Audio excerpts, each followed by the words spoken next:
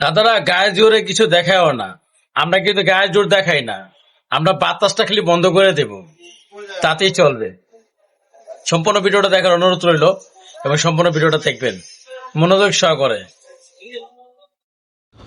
আজকের এই ভিডিওটা একটু ইনফরমেটিভ ভিডিও। ব্যাপারটা বিশেষ শুনতে করে যারা থাকুন। পশ্চিমবঙ্গের কি মানুষ বলে? আছেন, ইভেন বাংলাদেশ সম্পর্কে আপনারা মনে করেন যে দাদা তোমাদের দেশে আর আমাদের কি চাহিদা আছে, বা বাংলাদেশকে আমাদের দরকার নাই, আমরা যথেষ্ট শক্তিশালী একটা ইকোনমি, আমাদের দেশ এত বড় যে এক মাথা থেকে আমরাই আমাদের কাছে বেচা বিক্রি করবো আর বাংলাদেশে প্রয়োজনে ব্যবসা বাণিজ্য করবো না। কিন্তু আপনি কি জানেন বিভিন্ন কারণে বাংলাদেশ আপনাদের হেডেক? বরাবরই আলোচনায় উঠে আসে সেভেন সিস্টার্স। ব্যাপারটা শুনতে থাকুন। আর আজকে কি বলে? স্বাধীনতার 53 বছর পর নতুন করে একটা টেকনিক্যাল সিস্টেমে এই সেভেন সিস্টার্সকেই আমরা বাংলাদেশ আটকে দিচ্ছে যাচ্ছি।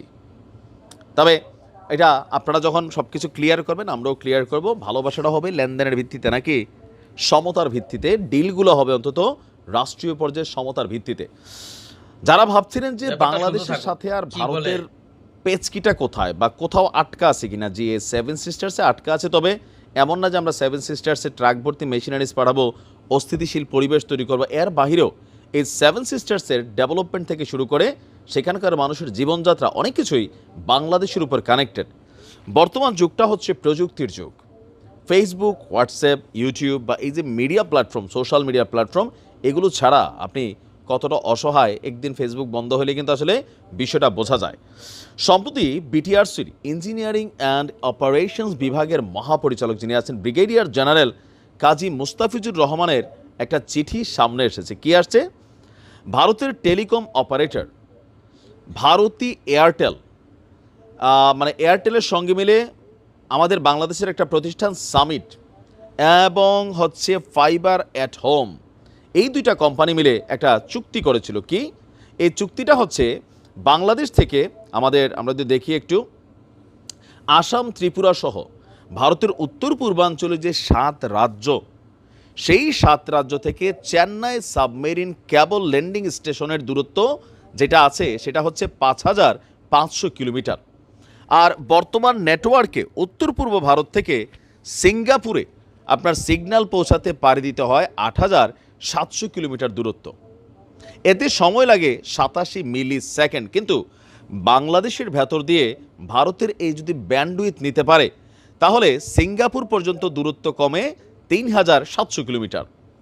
ল্যাটেন্সি বা সময় কমবে প্রায় 37 মিলি সেকেন্ড। এতে 7 রাজ্যে কম খরচেই উন্নত ইন্টারনেট সেবা দিতে পারবে আপনার এই প্রতিবেশী দেশটি।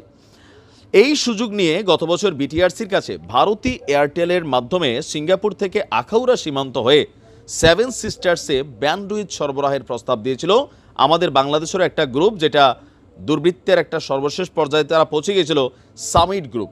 এর সাথে যুক্ত ছিল ফাইবার এট হোম। 2022 সালে এই বিষয়ে বাংলাদেশের পররাষ্ট্র মন্ত্রণালয়ে আবেদন করেছিল ভারতী এয়ারটেল। এ ব্যাপারে টেলিযোগাযোগ মন্ত্রণালয়ের অনুমতি চেয়েছিল বিআরটিসি, যদিও ওই আবেদন নিয়ে তৎকালীন সময়ে কিছুটা আপত্তি ছিল।